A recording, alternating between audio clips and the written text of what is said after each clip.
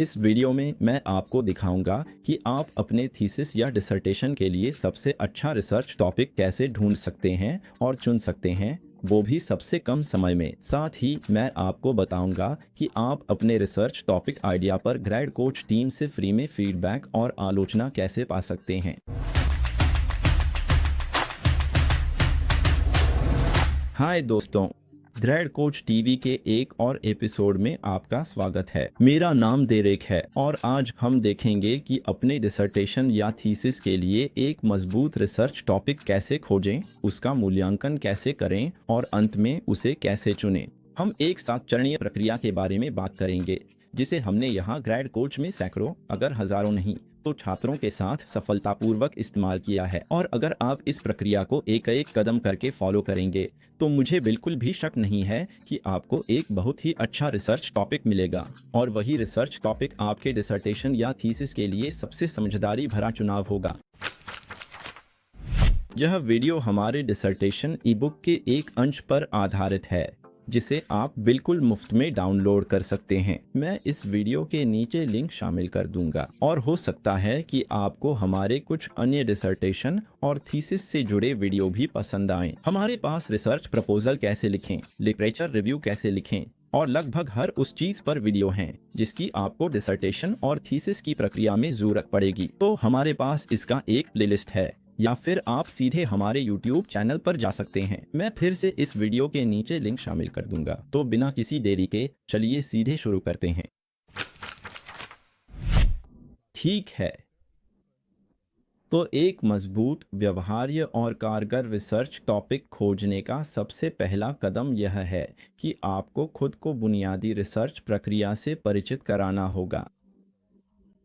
अब जब मैं बुनियादी रिसर्च प्रक्रिया की बात करता हूँ तो मेरा मतलब है कि आपको research problems, research questions, literature review, field work methods जैसे सर्वे, प्रश्नावली और फोकस ग्रुप्स और मेथडोलॉजीज जैसे क्वालिटेटिव, क्वांटिटेटिव और मिक्स्ड मेथड मेथडोलॉजीज जैसी चीज़ों को समझना होगा। अब यह सुनने में ऐसा लग सकता है जैसे मैं गाड़ी के आगे घोड़ा बांध रहा हूँ, लेकिन यह वाकई में बहुत ज़रूरी है कि किसी भी संभावित विषय पर रिसर्च शुरू करने से पहले आपको रिसर्च कैसे काम करती है और विश्वसनीय रिसर्च के लिए कौन-कौन से ज़रूरी घटक होते हैं, इसकी पूरी तस्वीर समझनी चाहिए। अगर आप इन बातों को नहीं समझते, रिसर्च प्रक्रिया को समझे बिना किसी विचार के पीछे भागते हैं, तो आप सारा समय उन विचारों के पीछे बर्बाद कर देंगे जो व्यावहारिक नहीं हैं या जिन पर पहले ही गहराई से रिसर्च हो चुकी है, या ऐसे विचारों के पीछे जो आप एक खास तरीके से करना चाहते हैं लेकिन वो तरीका व्यावहारिक नहीं है या आपके स्कूल की आवश्यकताओं के हिसाब से पर्याप्त कठोर, रिगोरस नहीं है।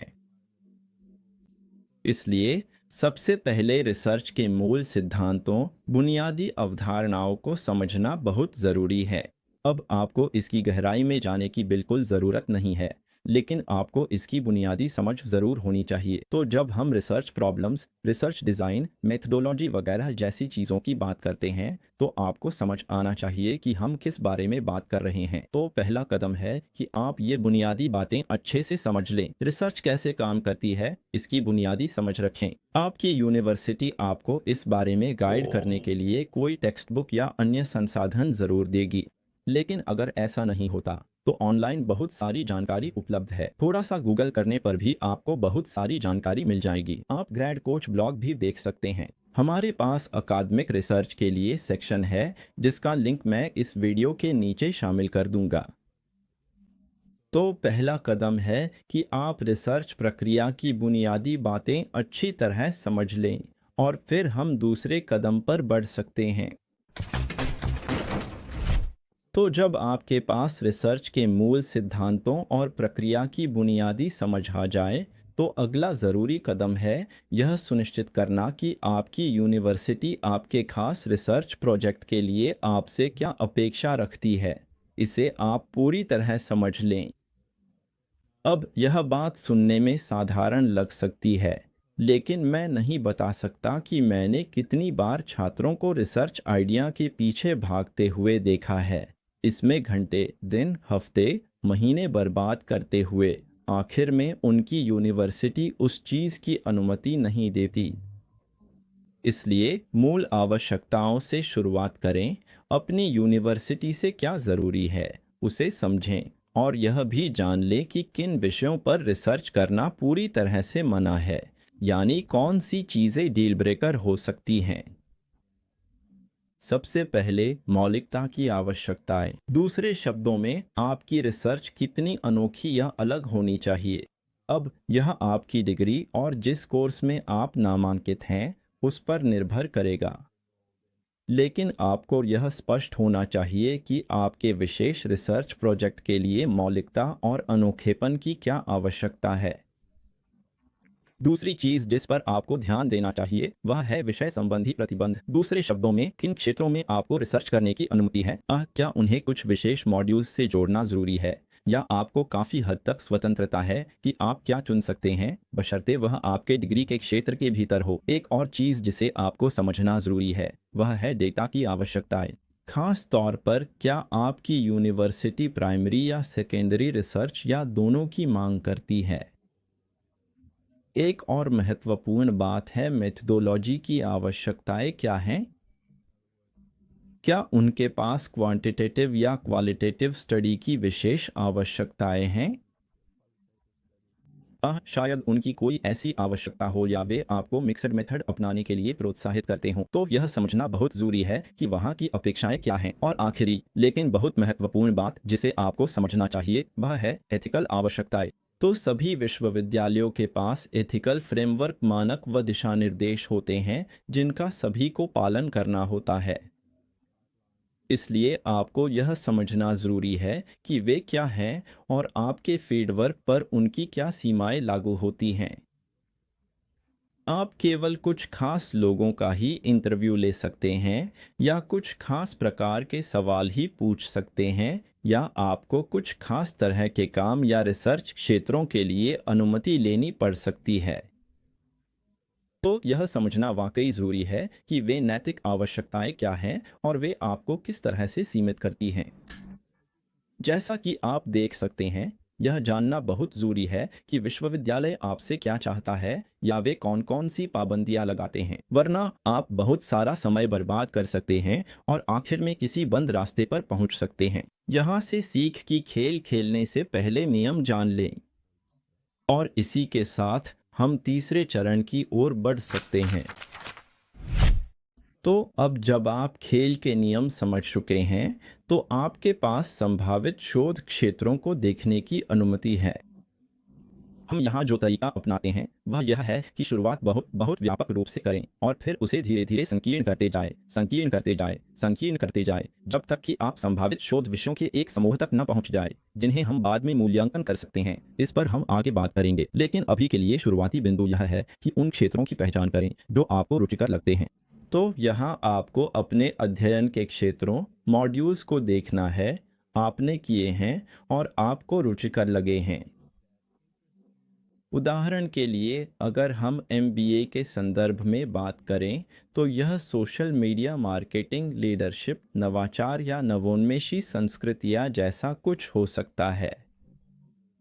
जो भी व्यापक क्षेत्र आपकी डिग्री के दौरान आपको रुचिकर लगे हैं उन सभी व्यापक रुचि क्षेत्रों की एक सूची बना लें और इन्हें बिल्कुल भी विशेष या बिंदुवार होने की ज़रूरत नहीं है। जैसा कि आप उदाहरण में देख सकते हैं, हम सवाल नहीं पूछ रहे हैं, हम बस यह कह रहे हैं जिन पर आपने अपनी पढ़ाई के दौरान काम किया और सोचा वाह मुझे वाकई पसंद आया, दिलचस्प है, मैं इसके बारे में और जानना चाहूँगा। अब यहाँ एक शर्त यह है कि रुचि के क्षेत्र बौद्धिक रूप से आपको आकर्षित करने वाले होने चाहिए, जिनके बारे में आपको जिज्ञासा हो, लेकिन ऐसा नहीं होना चाहिए कि उनमें आपके भावनात्मक जुड़ाव, पूर्वधारणा हो, क्योंकि आखिरकार अगर आप किसी ऐसी चीज़ को चुनते हैं जिसमें आपके मजबूत विश्वास हैं और आप उसमें शोध करने लगते हैं, तो आप अपनी सारी पक्षपातपूर्ण सोच भी साथ ले आएंगे। आप अपनी शोध में पक्षपात ले आएंगे, जो कि अकादमिक संदर्भ में बिल्कुल भी स्वीकार्य नहीं है। यहाँ आपको जिस चीज़ की तलाश है वह है किसी शोध क्षेत्र में खुले दिमाग से जाना, सवाल पूछना और उत्तर मिलें, उनके साथ सहज रहना। इसलिए ज़रूरी है कि आप ऐसी चीज़ चुनें जो आपको रुचिकर लगे, जो इस लंबे सफ़र में आपको प्रेरित रखे। ऐसी चीज़ न चुनें जिसमें भावनात्मक जुड़ाव हो। जब आप अपने व्यापक रुचि क्षेत्रों सोच रहे हैं, तो दो बातें हैं जिनके बारे में आपको सोचना चाहिए। पहली बात है फैकल्टी का समर्थन। दूसरे शब्दों में, जिन भी शोध क्षेत्रों की आप पहचान कर रहे हैं, क्या वहाँ ऐसे पूर्णकालिक फैकल्टी सदस्य हैं जिनकी उस क्षेत्र में रुचि हो, जो आपको समर्थन दे सकें या आपके पर्यवेक्षक बन सकें। आम तौर पर यह समझदारी है कि आप ऐसा विषय या क्षेत्र चुनें जिसमें आपके विश्वविद्यालय के पास अच्छा समर्थन हो, क्योंकि वह व्यक्ति आपको मार्गदर्शन, फीडबैक दे सकेगा और आपके काम की गुणवत्ता का बेहतर मूल्यांकन भी कर सकेगा।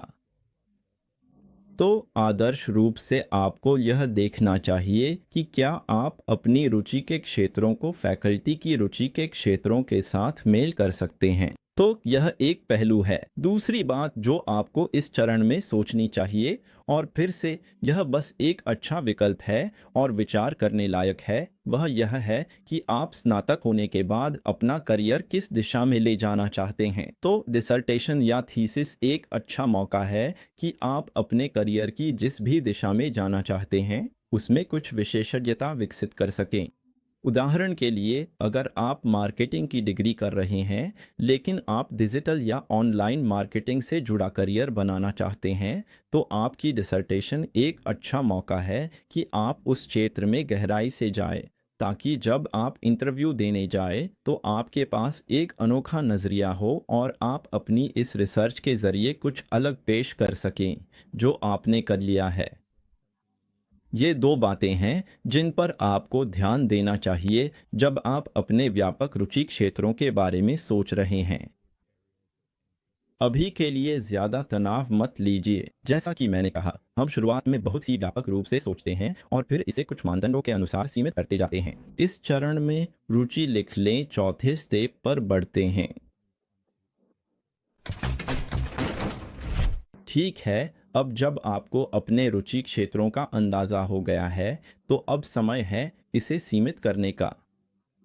अब समय आ गया है कि आप इसे विशिष्ट क्षेत्र या क्षेत्रों के समूह में सीमित करें।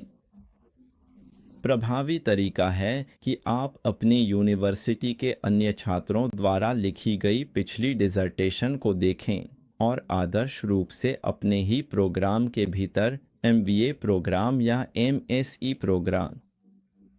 तो पहला कदम है कि आप अपनी यूनिवर्सिटी की डिसर्टेशन लाइब्रेरी या डिसर्टेशन डाटाबेस पर जाएं और अपने शोध क्षेत्रों, अपने व्यापक क्षेत्रों जिन्हें आपने अभी पहचाना है, उन्हें कीवर्ड्स के रूप में इस्तेमाल करके डाटाबेस में डिसर्टेशन खोजें।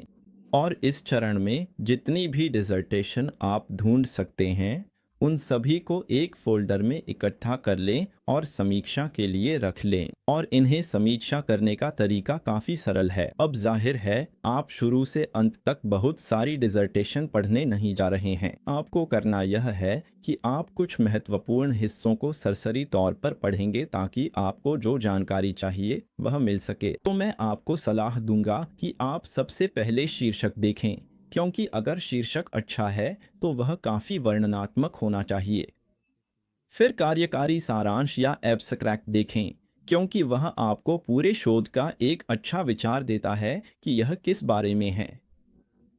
और फिर परिचय अध्याय देखें, क्योंकि वह आपको यह समझने में मदद करता है कि उन्होंने एक व्यापक विषय से शुरू करके उसे कैसे संकुचित किया या एक बड़े शोध क्षेत्र को कैसे सीमित करके एक सटीक विषय में बदला। जब आप इन शोध प्रबंधों या थीसिस को देख रहे हों, तो आपको खुद से कुछ सवाल पूछने चाहिए। तो पहला सवाल जो आपको खुद से पूछना चाहिए वह यह है कि इन शोध प्रबंधों ने किस तरह के विषयों को कवर किया और उन्होंने इन विषयों को सवालों में कैसे बदला। तो आप चाहेंगे कि हर शोध प्रबंध के लिए मोटे तौर पर देखें कि उसका विषय क्या था और उसके शोध प्रश्न क्या थे। फिर सबसे महत्वपूर्ण बात, ये विषय कितने व्यापक या कितने संकुचित थे। यह आपको क्या बताता है स्कूल की अपेक्षा के बारे में कि वे आपको विषय को कितना संकुचित और कितना विशिष्ट बनाना चाहते हैं।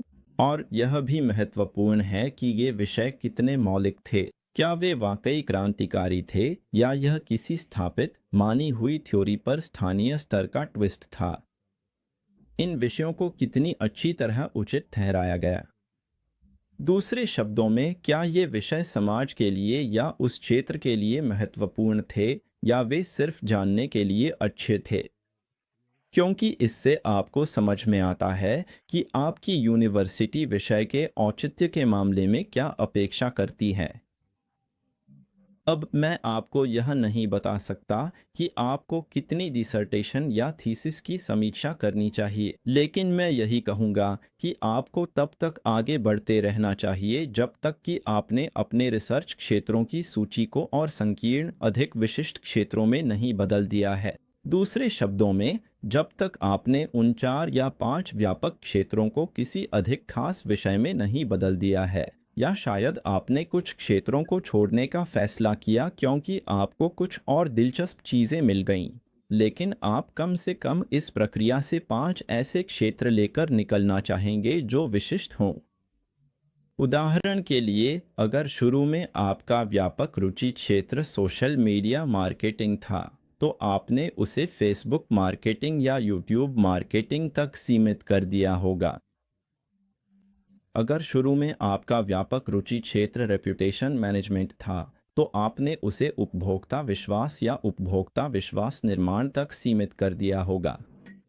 दूसरे शब्दों में, आपने इस व्यापक रुचि क्षेत्र से कुछ विशिष्ट चीज तक खुद को सीमित कर लिया है, ऐसा कुछ जिसमें एक सैद्धांतिक आधार हो जिसे आप सार्थक रूप से देख सकें। और यही अगला कदम है।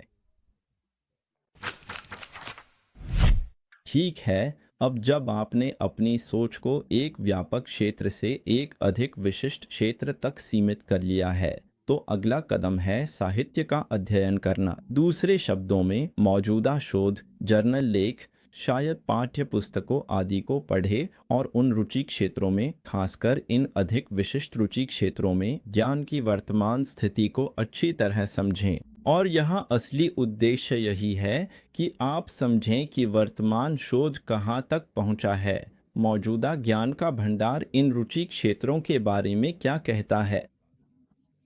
और अंततः आप जो ढूंढ रहे हैं वह है उन खाली जगहों को पहचानना, उन छोटे छोटे हिस्सों को ढूंढना जो अभी तक इस पहेली में भरे नहीं गए हैं, क्योंकि वही आदर्श विषय होंगे। तो अभी आपको जो करना है वह यह है कि साहित्य में गहराई से जाएं और समझें कि मेरे रुचि क्षेत्रों के बारे में साहित्य क्या कहता है। तो आप यह कैसे करेंगे? सबसे अच्छा शुरुआती बिंदु यह है कि आप अपने मॉड्यूल्स पर वापस जाएं, अपने कोर्स वर्क पर लौटें और उसे प्रासंगिक जर्नल लेखों को खोजने के लिए एक शुरुआती बिंदु के रूप में इस्तेमाल करें। और इसे करने का तरीका यह है कि आप अपने मॉड्यूल्स के उन हिस्सों को देखें जहां आपके इन रुचि क्षेत्रों के बारे में बात की गई थी और देखें कि उन्होंने किन जर्नल लेखों का उल्लेख किया है। आप गूगल स्कॉलर पर अपने कीवर्ड्स रुचि क्षेत्रों का उपयोग करें। आप इन कीवर्ड्स का इस्तेमाल गूगल स्कॉलर में कर सकते हैं, और मैं कहूँगा कि हर उस क्षेत्र के लिए जिसमें आपकी रुचि है, वहाँ के सबसे प्रासंगिक 5 लेख चुन लें। और आपको यह भी देखना चाहिए कि कोई वार्षिक समीक्षा या हाल ही में प्रकाशित कोई संयुक्त साहित्य समीक्षा लेख तो नहीं है जब आप गूगल या गूगल स्कॉलर पर खोज रहे हों, क्योंकि ये आपको ज्ञान की स्थिति की एक बड़ी समग्र तस्वीर देंगे। तो अब आपके पास बहुत सारे लेख हैं।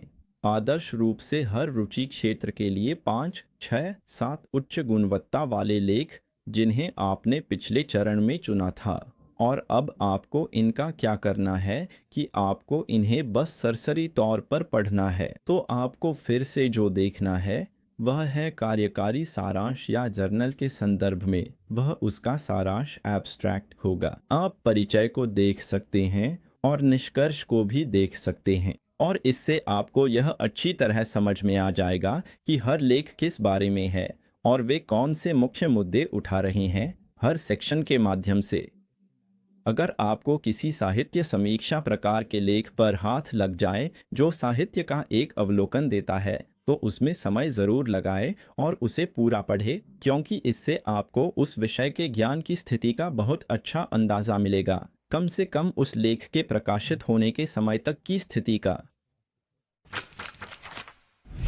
एक और चीज़ जो आपको हर लेख के अंत में देखनी चाहिए वह है संदर्भ सूची, रेफरेंस लिस्ट। तो अगर आपको कोई ऐसा लेख मिलता है जो वाकई में दिलचस्प है, बहुत प्रासंगिक है और उस सिद्धांत के क्षेत्र को कवर कर रहा है जिसमें आपकी रुचि है, तो आदर्श रूप से आपको करना यह चाहिए कि उस लेख की संदर्भ सूची देखें और उसमें से कुछ और लेख चुनें जिन्हें उस लेख में संदर्भित किया गया है, और फिर उन लेखों को निकालकर पढ़ें। और यह एक तरह की स्नोबॉलिंग प्रक्रिया है जिसमें आप एक लेख से दूसरे लेख खोजते हैं और अंततः आपको हर रुचि के क्षेत्र, हर विशिष्ट रुचि के क्षेत्र के लिए लगभग 20 लेख इकट्ठा करने चाहिए।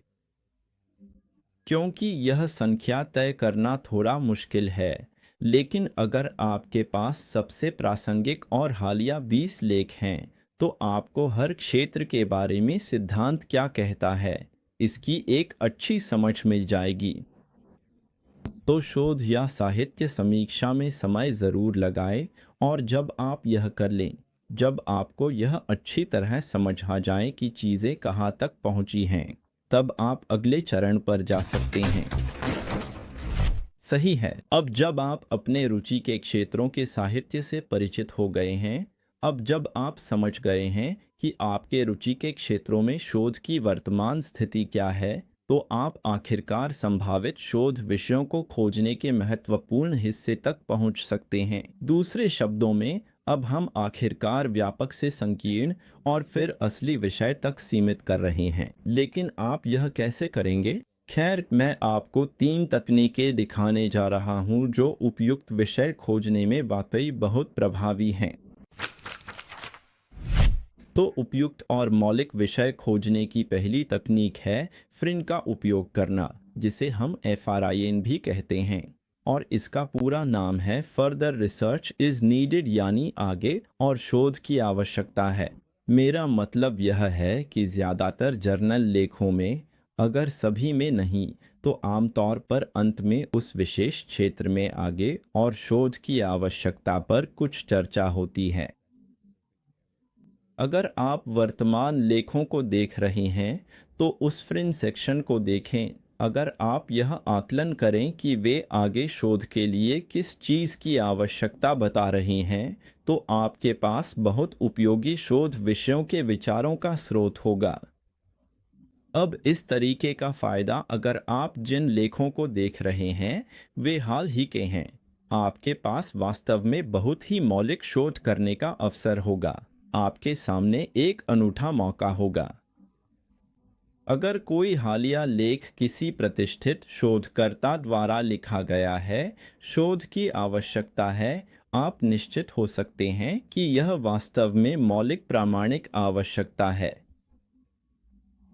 तो इसका फ़ायदा है मौलिकता। नुकसान यह है कि ये क्षेत्र शायद आपको उतने रुचिकर न लगें।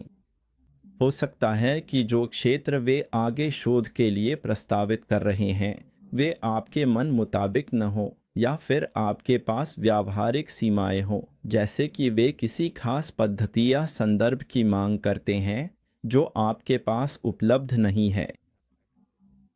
तो इस तरीके के अपने फ़ायदे नुकसान हैं। मौलिकता महत्वपूर्ण है, तो फ्रिन एक शानदार शुरुआती बिंदु है। और अगर आपके पास हाल ही में प्रकाशित लेखों का अच्छा खासा संग्रह है, तो आपके पास कई फ्रिन के मौके बस यूं ही थाली में सजे मिल जाएंगे। तो यह ज़रूर सुनिश्चित करें कि आप उन पर नज़र डालें। बिल्कुल सही। दूसरी तकनीक जो आप अच्छे विषय खोजने के लिए इस्तेमाल कर सकते हैं, वह यह है कि यह आकलन करें कि मौजूदा शोध किसी खास संदर्भ में प्रासंगिक और उपयुक्त है या नहीं। इसका मतलब यह है कि आप किसी ऐसे सिद्धांत को ले सकते हैं जिस पर पहले से ही काफ़ी या कुछ हद तक शोध हो चुका है, और आप यह आकलन कर सकते हैं कि वह किसी खास संदर्भ में, जैसे किसी देश, उद्योग या किसी खास जनसांख्यिकीय समूह या सामाजिक आर्थिक परिस्थितियों में प्रासंगिक है या नहीं। आप यह जांच सकते हैं कि मौजूदा सिद्धांत वहां प्रासंगिक है या नहीं, और अगर इस बात पर कोई सवालिया निशान है कि वह वहां प्रासंगिक है या नहीं, तो वह एक ऐसा विषय है जिस पर विचार किया जा सकता है। तो उदाहरण के लिए आप उपभोक्ता विश्वास जैसे विषय को ले सकते हैं, और उपभोक्ता विश्वास पर काफ़ी शोध हुआ है। लेकिन आप कह सकते हैं, ठीक है, उपभोक्ता विश्वास पर काफ़ी शोध हुआ है, लेकिन मुख्य रूप से अमेरिकी या किसी प्रथम विश्व देश के संदर्भ में और कुछ खास प्रकार के उत्पादों या सेवाओं के लिए। तो आप तर्क दे सकते हैं कि उपभोक्ता विश्वास पर शोध की आवश्यकता है, खासकर तीसरी दुनिया या विकासशील देश के संदर्भ में किसी सेवा या उद्योग के लिए। दूसरे शब्दों में, आप इसमें एक अनोखा दृष्टिकोण जोड़ रहे होंगे। आप मौजूदा शोध पर एक अलग संदर्भात्मक नजरिया डाल रहे होंगे। यह तरीका तब बहुत प्रभावी हो सकता है जब आप ऐसे क्षेत्र में रुचि रखते हैं जहां पहले से ही काफ़ी शोध हो चुका है, लेकिन आपके आसपास या उस आबादी के लिए जिसे आप जानते हैं, उस पर कुछ भी नहीं हुआ है। इसमें महत्वपूर्ण बात आपको यह बताने के लिए एक वैध कारण होना चाहिए कि मौजूदा शोध किसी विशेष संदर्भ में क्यों मान्य या प्रासंगिक नहीं हो सकता। तो आप बस यह नहीं कह सकते, अरे, यह तो बहुत किया जा चुका है, लेकिन हमारे देश में नहीं हुआ है। अगर यह देश उन देशों जैसा ही है जहां यह शोध पहले किया जा चुका है, तो फिर यह तर्क नहीं बनता कि यह शोध ज़रूरी है। इसलिए आपको यह बताने के लिए एक ठोस तर्क ढूंढना होगा कि मौजूदा शोध क्यों मान्य नहीं हो सकता। यह कुछ ऐसा हो सकता है जैसे यहाँ सांस्कृतिक अंतर हैं। यह भी हो सकता है कि यहाँ की सामाजिक आर्थिक परिस्थितियाँ बहुत अलग हैं और इसका उपभोक्ता के निर्णय लेने और विश्वास पर असर पड़ता है। यह भी हो सकता है कि यहाँ अलग अलग विश्वास प्रणालियाँ हैं, वगैरह वगैरह। यह भी हो सकता है कि यहाँ की सामाजिक संरचना अलग है। जो भी मामला हो, आपको यह तर्क देना होगा कि क्यों इस अनूठे संदर्भ में मौजूदा शोध मान्य नहीं हो सकता। तो यह एक उपयोगी तरीका है जिसे आप अपना सकते हैं। तीसरा तरीका जो आप अपना सकते हैं, वह काफ़ी कम संरचित है, और यह तरीका मूल रूप से ब्रेनस्टॉर्मिंग और माइंड मैपिंग का है, जिसमें आप संभावित विषयों के बारे में बिना किसी रोक-टोक के स्वतंत्र रूप से सोच सकते हैं। तो आप अक्सर पाएंगे कि जब आप खुद को साहित्य में डुबो देते हैं, जब आप खुद को शोध की वर्तमान स्थिति में पूरी तरह से शामिल कर लेते हैं, तो यह बहुत सारी स्वतंत्र सोच को प्रेरित कर सकता है। और इसलिए अगर पहले के दोनों तरीकों से आपको कुछ खास नहीं मिला है, तो आप बैठकर ब्रेनस्टॉर्मिंग, माइंड मैपिंग कर सकते हैं और संभावित दिशाओं की एक सूची बना सकते हैं जिनमें थ्योरी आगे बढ़ सकती है। और इसमें आप अपनी उस सेशन में आई सभी विचारों की सूची लिख लेते हैं। अपनी सोच को सीमित मत करें, बस जो भी है उसे कागज पर उतार दें। एक विचारों की सूची तैयार करें और फिर उस सूची के साथ बैठें और वापस रिसर्च में जाएं और देखें कि क्या वह चीज़ पहले से कवर की गई है या नहीं। तो यह बस एक तीसरी तकनीक है जो वास्तव में बहुत संरचित नहीं है। मैं आपको इस पर ज़्यादा दिशा निर्देश नहीं दे सकता, लेकिन मैं आपको यह छूट दे रहा हूं कि आप कह सकते हैं, ठीक है, आप इस बारे में स्वतंत्र रूप से सोच सकते हैं। आपको हर चीज़ के लिए कोई खास व्यवस्थित तरीका अपनाने की ज़रूरत नहीं है। बस एक बात का ध्यान रखें कि जो भी विचार आपके मन में आए, उनके लिए वापस साहित्य में जाएं और देखें कि वे विचार पहले से कवर हुए हैं या नहीं। अक्सर आपकी अनोखी सोच पहले ही कहीं और कवर हो चुकी होती है, इसलिए आपको उन विचारों की पुष्टि करनी होगी। इन तकनीकों में से किसी एक का उपयोग करके या आदर्श रूप से इन तकनीकों के संयोजन का उपयोग करके आप निश्चित रूप से विशिष्ट शोध विषयों की एक और अधिक परिष्कृत सूची तैयार कर सकते हैं। दूसरे शब्दों में, हम रुचि के व्यापक क्षेत्र से रुचि के एक विशिष्ट क्षेत्र तक और फिर एक खास विषय तक पहुंच गए हैं, और उम्मीद है कि आपके पास अब उनकी एक अच्छी सूची तैयार हो गई होगी। अब अगला कदम यह है कि उस सूची को लें, उन विषयों को लें और उन्हें विशिष्ट शोध प्रश्नों में बदलें। अब इन विषयों को शोध प्रश्नों में बदलने का उद्देश्य हम संकीर्ण और विशिष्ट हो जाएं, ताकि हम स्पष्ट रूप से जान सकें, ठीक है, हम पूछ क्या रही हैं। तो यह प्रक्रिया कैसी दिखती है? चलिए मैं आपको एक उदाहरण देता हूं। मान लीजिए कि जिन तकनीकों के बारे में हमने अभी चर्चा की, उनके माध्यम से आपके विषयों में से एक है यूके में रोबो एडवाइजर्स पर उपभोक्ता विश्वास। तो अगर रोबो एडवाइजर्स में उपभोक्ता विश्वास आपका संभावित विषय है, तो आप इसे और भी अधिक विशिष्ट शोध प्रश्नों के एक समूह में बदलना चाहेंगे। और ये प्रश्न हो सकते हैं: पहला, यूके में रोबो एडवाइजर्स पर उपभोक्ता विश्वास के मुख्य कारक कौन कौन से हैं? और दूसरा, ये कारक विभिन्न जनसांख्यिकीय समूहों के बीच अपने प्रभाव में किस तरह भिन्न होते हैं। तो ध्यान दें कि हम एक ऐसे विषय से जो पहले से ही काफ़ी संकीर्ण है, जैसे कि रोबो एडवाइजर्स में उपभोक्ता विश्वास, शोध प्रश्नों के साथ और भी अधिक विशिष्ट हो गए हैं। हम कहते हैं, तो इस विश्वास के कारक क्या हैं?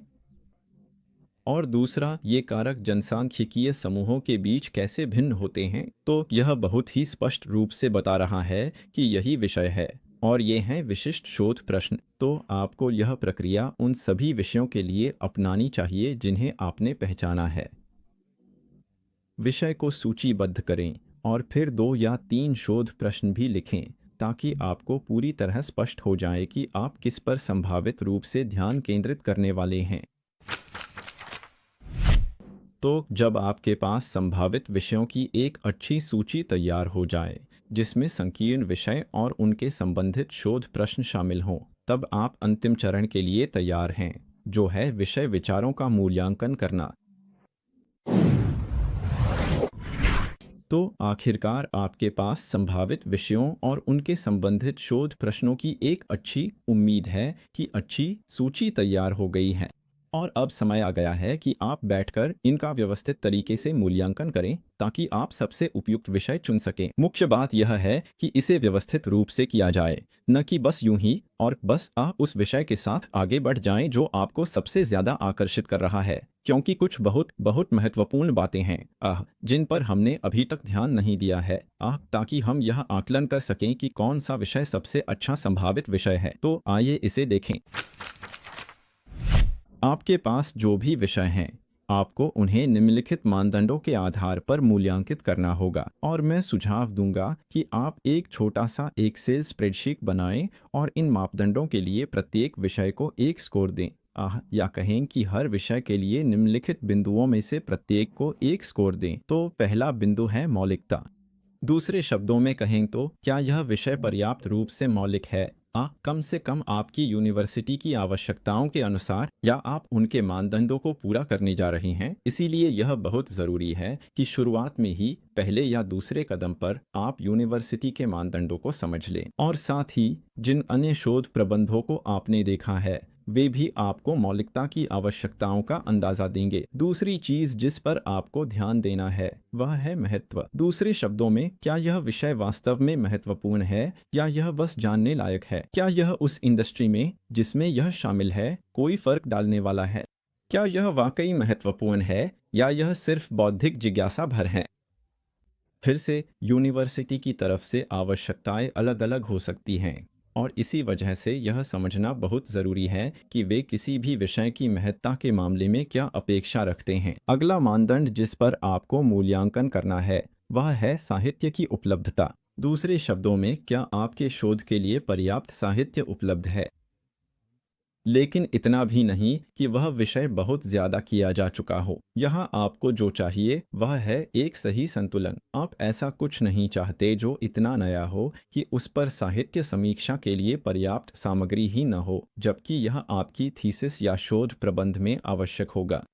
तो आपको ऐसा विषय चाहिए जो न तो बहुत नया हो और न ही बहुत ज़्यादा किया जा चुका हो। और अगर वह विषय बहुत ज़्यादा किया जा चुका है, तो आपको यह साबित करने के लिए बहुत अच्छा तर्क देना होगा कि आपके विशेष संदर्भ में इसे फिर से करना क्यों उचित है। अगली चीज़ जिसे आपको परखना है वह है डेटा तक पहुँच। दूसरे शब्दों में, क्या आपको उन डेटा तक पहुँच मिलेगी जिनकी आपको अपने मुख्य सवालों के जवाब देने के लिए ज़रूरत है? क्या आप वह जानकारी प्राप्त कर पाएंगे जिसकी आपको ज़रूरत है? अक्सर इसे नज़रअंदाज कर दिया जाता है और फिर आप एक रास्ते पर चल पड़ते हैं और अपनी थीसिस के बीच में जाकर बुरी तरह फंस जाते हैं क्योंकि डेटा तक पहुंच में समस्या आ जाती है। अगली बात जिसे आपको ध्यान में रखना है वह है संसाधनों तक पहुंच। तो क्या आपको लैब उपकरण जैसी चीज़ों की ज़रूरत है या आपको अतिरिक्त संसाधनों की आवश्यकता है, शायद नकद बजट की भी? या आपको इन सब तक पहुंच मिल पाएगी?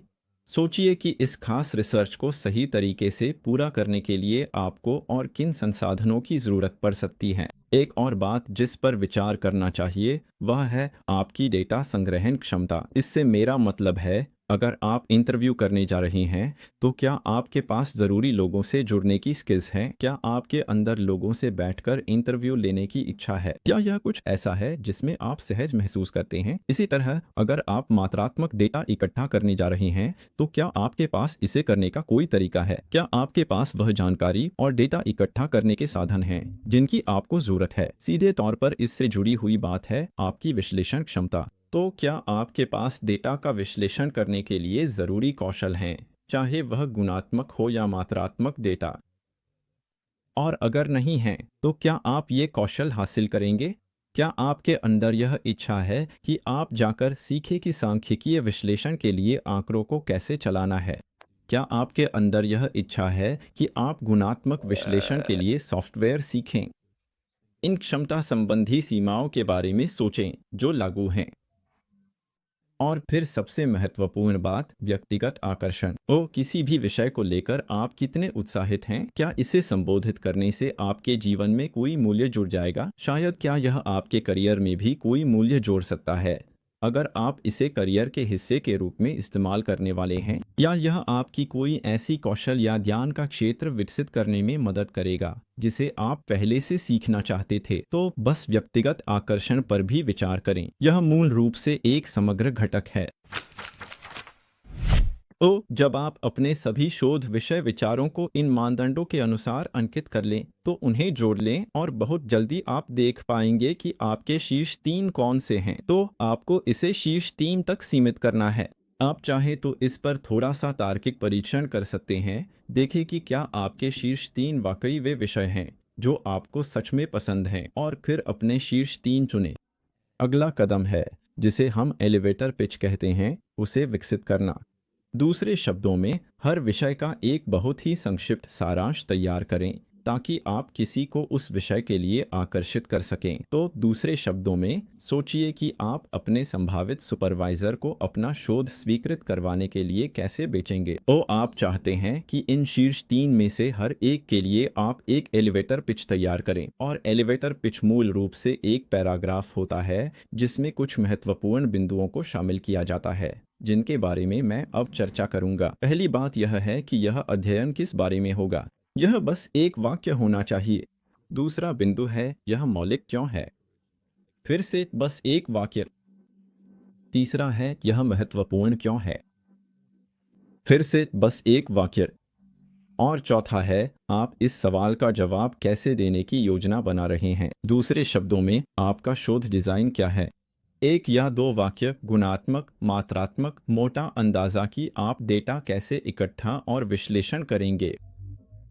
तो जब आप यह कर लेंगे, तो आपके पास हर शोध विषय विचार के लिए एक पैराग्राफ होगा, और वह पैराग्राफ बहुत ही संक्षिप्त रूप से हर विषय का क्या, क्यों और कैसे बताएगा। अब आप इन छोटे छोटे पैराग्राफ्स का क्या करेंगे जो आपने बनाए हैं? तो मैं दो चीज़ें सुझाऊंगा। पहली बात, उस छोटे पैराग्राफ को लें और जितने लोगों को भेज सकते हैं भेज दें। शायद कुछ दोस्तों और परिवार के सदस्यों को, शायद अपने बैच के कुछ साथियों को, कुछ अन्य छात्रों को भेजें और उनसे यह फीडबैक लें कि उन्हें कौन सा विषय सबसे ज़्यादा पसंद आया, उन्हें वह क्यों पसंद आया, उनके लिए उसमें क्या आकर्षक है, और क्या उन्हें लगता है कि उस शोध को करने में कोई समस्या आ सकती है। तो इससे आपको शोध पर एक अच्छा आम आदमी का नज़रिया मिल जाएगा। यह आपको उन लोगों का नज़रिया और कुछ विचार देगा जो इस क्षेत्र के विशेषज्ञ नहीं हैं। दूसरी चीज़ जो आप कर सकते हैं, और अगर आपने वीडियो को यहाँ तक देखा है तो यह आपके लिए एक तरह का इनाम भी है, कि आप अपनी एलिवेटर पिच को नीचे इस वीडियो के कमेंट्स में डाल सकते हैं और हम ग्रेड कोच के हमारे किसी पीएचडी योग्य शोध विशेषज्ञ से उस विचार पर आपको फीडबैक दिलवाएंगे। यह वह चीज़ है जिसके लिए हम आमतौर पर शुल्क लेते हैं, लेकिन आपको यह बिल्कुल मुफ्त मिलेगा। बस इसे नीचे कमेंट्स में डाल दीजिए। महत्वपूर्ण बात यह है कि कृपया यह एक एलिवेटर पिच ही होनी चाहिए। यह उन बातों को कवर करनी चाहिए जिन पर हमने चर्चा की है। कृपया नीचे कमेंट्स में अधपके विचार न डालें। तो ये दोनों चीज़ें करें और आपको वाकई में अच्छा फीडबैक मिलेगा, जिसे आप अपनी सोच को बेहतर बनाने के लिए इस्तेमाल कर सकते हैं। तो जब आपको वह फीडबैक मिल जाए तो सोचें कि इसका आपके लिए क्या मतलब है, फैसला लें। अगर आपके पास अपनी टॉप 3 आइडियाज़ हैं और वे तीनों उन सभी मानदंडों पर खरी उतरी हैं जिन पर हमने पहले चर्चा की थी, अगर आपने खुद के साथ ईमानदारी बरती है और मेहनत की है, तो संभावना है कि वे तीनों काफ़ी अच्छे आइडियाज़ हैं। तो जो आइडिया आपको पसंद आए उसे चुनें और टिके रहें। आपको इस पर शक करने सोचने की ज़रूरत नहीं। अगर आपने सारे स्टेप्स फॉलो किए हैं तो आपके पास एक मजबूत रिसर्च आइडिया होना चाहिए। तो उसे चुनें और फिर अपने रिसर्च प्रपोजल पर काम शुरू करें। तो ये रहा आपके सामने एक 7 चरणीय प्रक्रिया, वही 7 चरणीय प्रक्रिया जिसे हमने सैकड़ों छात्रों के साथ ग्रेड कोच में इस्तेमाल किया है, जिसमें बताया गया है कि अपनी डिसर्टेशन या थीसिस के लिए एक मजबूत रिसर्च टॉपिक कैसे ढूंढें और चुनें। तो इन 7 चरणों को एक बार फिर से दोहराते हैं। तो पहला चरण है, रिसर्च की बुनियादी समझ हासिल करें। समझें कि रिसर्च प्रक्रिया क्या होती है। रिसर्च में इस्तेमाल होने वाली शब्दावली को समझें। दूसरा चरण है, अपनी यूनिवर्सिटी की आवश्यकताओं को अच्छी तरह समझना। वे मौलिकता, महत्व, प्रतिबंध, नैतिकता आदि के मामले में क्या अपेक्षा रखते हैं। जब यह सब समझ लें तो तीसरा चरण है, अपने व्यापक रुचि क्षेत्रों की पहचान करना। तो इसमें आपको सबसे ऊपर से शुरुआत करनी है। एक व्यापक, बिल्कुल भी विशिष्ट न होने वाले रुचि क्षेत्र से शुरुआत करनी है। यहाँ याद रखने वाली सबसे महत्वपूर्ण बात यह है कि यह ऐसा विषय होना चाहिए जिसमें आपकी बौद्धिक जिज्ञासा हो, लेकिन ऐसा न हो जो आपके लिए भावनात्मक रूप से बहुत जुड़ा हुआ हो। जब आपने अपने व्यापक रुचि क्षेत्रों की पहचान कर ली तो आपको पिछले शोध प्रबंधों की समीक्षा करनी चाहिए और यह समझना चाहिए कि दूसरों ने इन क्षेत्रों को कैसे संकुचित करके विशिष्ट क्षेत्रों में बदला है। तो आपको अब चीज़ों को व्यापक से संकीर्ण यानी निज क्षेत्रों की ओर ले जाना है। जब आपने अपने निज क्षेत्रों की पहचान कर ली तो पांचवा चरण है, साहित्य की समीक्षा करना। उन क्षेत्रों में उपलब्ध साहित्य को देखें। खुद को वहाँ के वर्तमान शोध की स्थिति से परिचित कराएं। समझें कि वहाँ क्या चल रहा है। समझें कि मुख्य तर्क क्या है। समझें कि किन बातों पर सहमति है और किन बातों पर असहमति है। और जब आप यह सब कर लें तो आप आगे बढ़कर विशिष्ट, स्पष्ट, संकीर्ण शोध विषयों और शोध प्रश्नों की पहचान करना शुरू कर सकते हैं, उन 3 तकनीकों का उपयोग करते हुए जिन पर हमने चर्चा की थी। और जब आपने अपने शोध विषयों की पहचान कर ली है तो आप उन्हें व्यवस्थित रूप से उन मानदंडों के आधार पर मूल्यांकन करेंगे जिन पर हमने पहले चर्चा की थी, और उन्हें घटाकर अपनी शीर्ष 3 पसंदों तक ले आएंगे। अपने दोस्तों से प्रतिक्रिया प्राप्त करें। यहाँ कमेंट्स में अपना एलिवेटर पिच डालकर भी प्रतिक्रिया लें और फिर तय करें कि आप किस विषय के साथ आगे बढ़ेंगे। अगर आप इन 7 चरणों का पालन करते हैं और इन्हें सही तरीके से करने में समय और मेहनत लगाते हैं तो मुझे इसमें कोई शक नहीं है कि आप एक मजबूत शोध विषय के साथ सामने आएंगे। और फिर आप अपनी थीसिस या शोध प्रस्ताव लिखने की प्रक्रिया शुरू कर सकते हैं। वैसे हमने थीसिस या शोध प्रस्ताव कैसे लिखें, इस पर एक और वीडियो में विस्तार से बताया है, तो मैं उसका लिंक इस वीडियो के नीचे दे दूंगा। तो ये रहा अच्छे शोध विषय विचारों का एक अच्छा समूह कैसे खोजें, और अंत में 7 आसान चरणों में उनमें से एक को कैसे चुनें। जैसा कि मैंने कहा, आप इस वीडियो के नीचे कोई भी टिप्पणी या सवाल बेझिझक छोड़ सकते हैं। और सबसे महत्वपूर्ण बात, अगर आपने यह प्रक्रिया पूरी कर ली है और अपने मजबूत एलिवेटर पिच तैयार कर लिए हैं, तो उन्हें भी कमेंट्स में डालें और हम आपको उस पर मुफ्त में फीडबैक देंगे। आप हमारे किसी भी पीएचडी योग्य शोध विशेषज्ञ के साथ मुफ्त परामर्श भी बुक कर सकते हैं। यह ग्रेड कोच वेबसाइट पर करना बहुत ही आसान है और मैं इस वीडियो के नीचे उसका लिंक भी शामिल कर दूंगा। अगर आपको यह वीडियो पसंद आया हो तो कृपया हमें एक थम्स अप जरूर दें, हमें थोड़ा प्यार दिखाएं। और अगर आप चाहें तो हमारे YouTube channel grade coach TV को भी सब्सक्राइब कर सकते हैं। हमारे पास डिसर्टेशन और थीसिस से जुड़ा बहुत सारा कंटेंट है। ग्रेड कोच ब्लॉग के लिए भी यही बात लागू होती है। मैं इस वीडियो के नीचे उसका लिंक भी शामिल कर दूंगा। तो आज के लिए ग्रेड कोच आपसे विदा लेता है।